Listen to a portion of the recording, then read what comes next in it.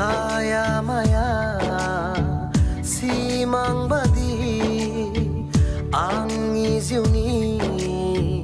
सैथो जारिमिन क'क्राझार जिल्लानि जोबथेसालिनि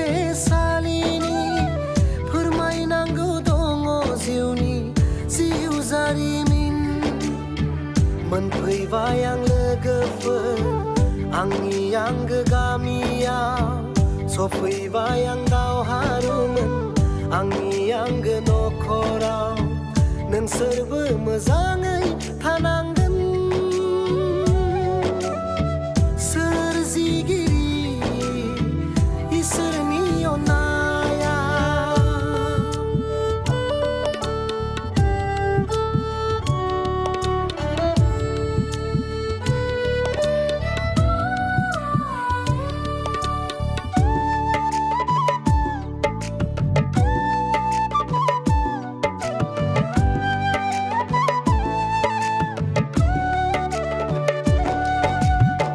सोरनिबा जिउ नखर बायफ्लेलांबाय थांना थानायनि मिजिंआबो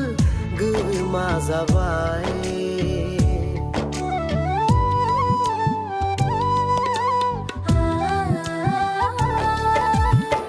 सोरनिबा जिउ नखर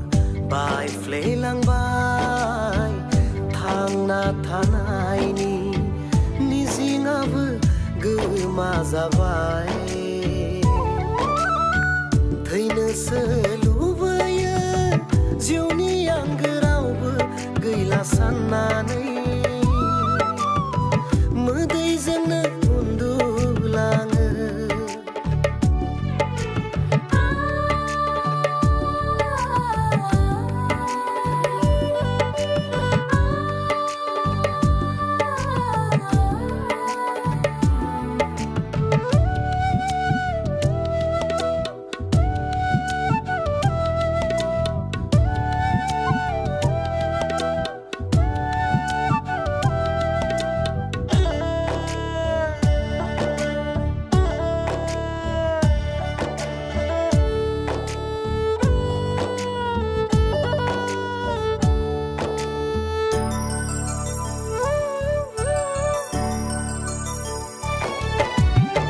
दङ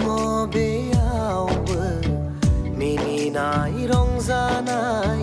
गेलेनाय आरो बादायलायनाय दङ बेयावबो मिनिनाय रंजानाय गेलेनाय आरो बादायलायनाय सोरनिबा गोरबोआव दुखुनि मोदै जालांनाय जिउनि गोरोन्थिखौ गोसोखांनानै सोरनिबा गोरबोआव दुखुनि मोदै जालांनाय जिउनि गोरोन्थिखौ गोसोखांनानै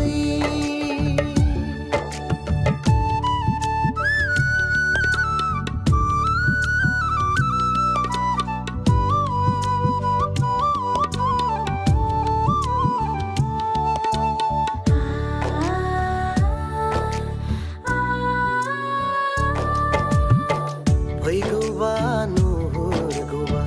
नेनानै थायो उदांस्रिनि लाइजाम गाबज्रिगौबा लिंहरगौबा नेनानै थायो जिउनि आंगो दं सोरबा अनजालिखौ लानानै संसार जानो साननानै जुलि लानायाबो माथो गोरोन्थि जायो जोबथेसालियाव थानांगौ जायो जिउनि मोनसे जारिमिन थालाङो जोबथेसालियाव थानांगौ जायो जिउनि मोनसे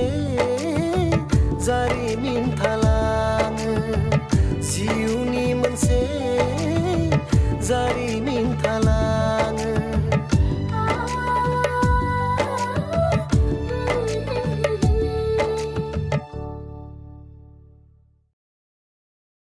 मोनसे गोजोनथाव खौरां क'क्राझार सहरनि जेडि रडजों नांजाबनाय गोजोनपुरि रयेल एनफिल्ड श'रुमनि गोजौआव दंसै आइ आफा बिएम इनस्टिट्युट अफ पेरामेडिक्स।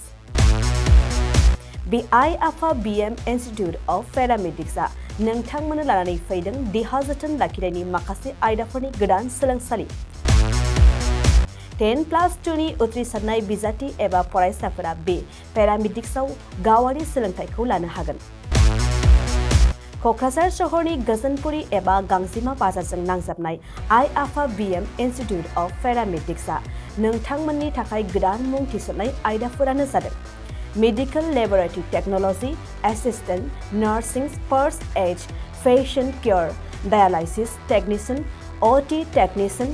फिजियोथेरापि कर्सखौ 2 बोसोरनि गेजेरावनो आबुं खालामनानै BSS डिप्ल'माखौ लानो हागोन। बेजों लोगोसेयैनो ICU टेक्निशियान आरो रेडियोल'जि टेक्निशियान कर्सखौ बोसोरसेनि गेजेरावनो आबुं खालामनानै BSS डिप्ल'माखौ लानो हागोन। लोगोसे गासैबो डिप्ल'माखौ लानायनि उनाव सरकारि साख्रि मोननायनिबो सुबिदा दं। जुदि नोंथांमोनहा बेफोर कर्सनि थाखाय गोदानै मुं थिसननो गोसो दंब्ला आइ आफा बिएम इनस्टिट्युट अफ पेरामेडिक्सनि नैबे मबाइल नम्बर 9821663110 एबा 6002559220 आव थोंजों सुलाद ला।